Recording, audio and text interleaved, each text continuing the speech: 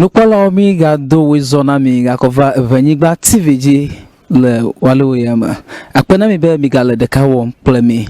Mi to minya be program ya assemblyman of program ya. Assemblyman ya katan le voter region ko. Onya me ke mi kwakpan le wana yoji. Ta macho mon kwa adak bana nuselins ever English dictionary la bana onye dope ke le wana da si afi mi va mi apemoji. Yento nyenkonye Christian adiabo. Alo civist inyenkonye ta ndia mi gavado Dabala mi vado Dabala assemblyman ekel Dabala nuwa alo Dabala jipoma evado bota mi aho ntucho de kave chochogbo ta mi noji mi ano de kan plemi ta assembly no be Mr. Steven Aho makanye Mr. Steven Aho Mr. Steven Ahwa yenye assemblyman Dabala electoral area inya alo inya meikele Dabala electoral area jipon inya Aho Steven. Okay. Ta Mr. Steven Aho ikenye assemblyman yakel Dabala alo Dabala electoral area nyodo dasinye doka Agbagã me komonu kokwe edogbene electoral area me to kata ye me da kpene mi Ewenyigba TV ha ewonu kunu be me kpomi ejojinu to ele be ne mi post TV station gede le mi amunu to ma de keme top nko twawu mi o enye nu ike ejojinu be mesen koma e kama fie be evere de le nu kra ha mi ovodu ko ha mi ayi ngogbele nu de sia de wo me abe assemblyman na dodasi yo las yo ike na wonye be evanye amade ike va l'assemblée ple dumevi o domi ple efio domi alo evanye dochola ne dumevi o ina assemblée to assemblée va edoma nye dodasi yo lema ne kuki adele eduoji han wonya assemblyman wo le kuki ma choga ko ina assemblée afi assemblée avava pogbo ye assemblyman ple DC ple MPA nyonya me yo le kadodo re kama eta eva zu do chola ne amema o kata MPB o yige na va woke DCB yige na va woke dumevi obe wale yenye wo do ikenye assemblyman do ye menye nenem do makuyo na ne tere dumevi areji ha ekogava gbowi abejire jola amade kli amade domi enye wa assemblyman do be na do kuki maudu enya de jola dumevi areji ekpomo akpro ko yinyagbe be va kpro e ko yi enu vuvu lenti iko le be mi awo ha bi assemblyman no nene. Okay, deme ma bia ozigbanto enke alo eva ikpo kafio ga na omon popo oh mere kuku nyezigbanto ko yinke we yire assembly nyezigbanto ko ka onye ozigbanto and the side go majija ss ta alaka le first time experience alaka ne kola cope me yeah me no issue kake ekpobe menye eviara from the infancy alo to the vime be pe we vraiment ne ekumeje plola do wo gome meje gome to tatanye ji kenye fia me nyati protola ne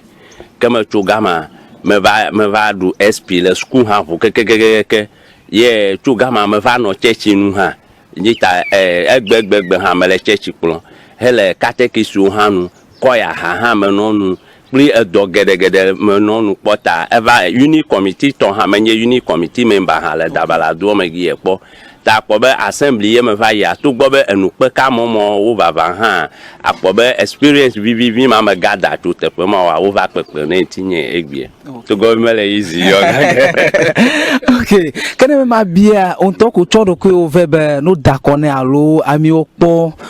de kata ne wo do na kata mantita o na o mon popola alo ala menyala kana ta ko gama wu pola o oh apo eyi me va duoma me va le duoma le 1999 ye me va de SS legie eta from there e kuma no do kunye building me no building hu ye me va ko do kunye ko de uni committee to me kuma va pebo o no me nyebe me move la assembly ha ma te nwa wona ne ale be me je youth ado oji bla me shishi ado oji me kuma no je do now ko no nye encourage mbe wo matenwawe o ke eyine o azava suwa tamaga tetoronti abe delete jinyala ye meteterenti ye damasa kuma ye ha meteterenti kagate meteterenti klugo ye ha meteterenti 711 kwa machisharo kwa meteterenti ple ajekum obo atenwawe we ko encourage nyale gbegbe me vai to form ha eta le nye campaign wo ma ha mi va we ale gbegbe ko ye kuma va duji le ewo ma okay kama bielo kama npokwe o now fear ye o lasio aba assembly member na community member de chu alo amo chu global the other sino mele omo alo ala nyala tebresianda ta asenya do ne ma let's see how they afoka we need do ka on wo yeah oh afo Francis biale ele pomi na memele izu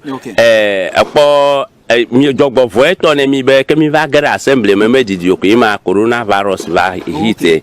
ta avana be du do wo kristoma wa o va no sesen ele be o na mi nya be mi mega fofule te fere ka ta anuma eva we be enu fofu hu kristoma wa o va no odomie ne mi te paro abe wo kitchen simo wo pe mi le gama ne ha du me viaro te wo ava attack nye le gama enu kata nye mele du do mo ha plito ga ke enyeme nyama de nyeme do na jiku kaba ta ye kuma gbana jide ademe na akekene coronavirus va ifia mi le du do yo alebe gota yo kata afima va gota yo le du ma o chok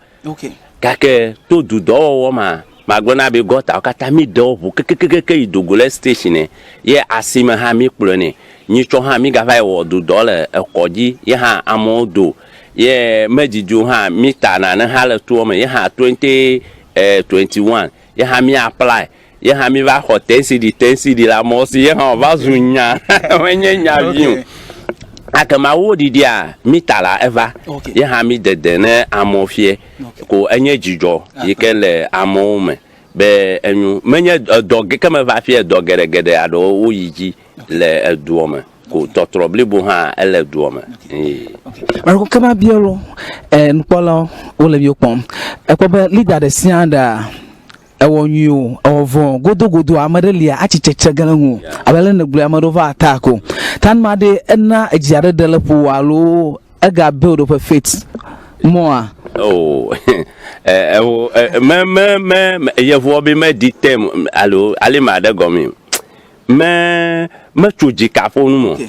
me tuji kafonu mo ele be maglo na chu gome jeje be mo wonu no la nyenye dofu ta nu yo menye nu yo nyo ta me pebun be wo be enu mo wo wa ena be ejidepu ade gavado menye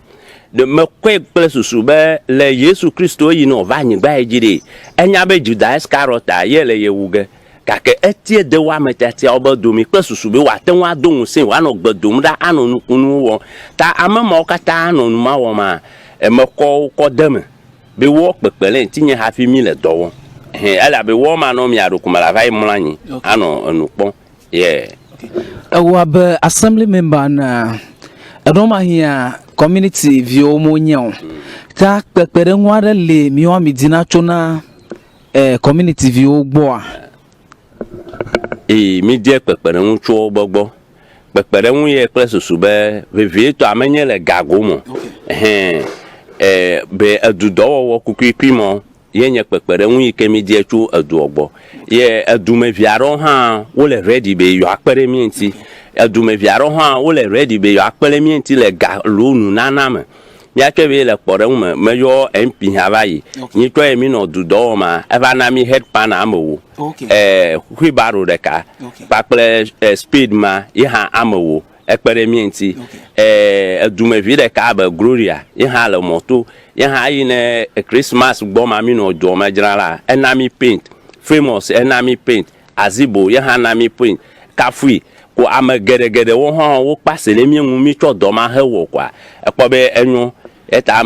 pepere nwu ye la ne mi bie twa mi ogbo ikenye wo bodo dasia unana mi tan polo honorable Stephen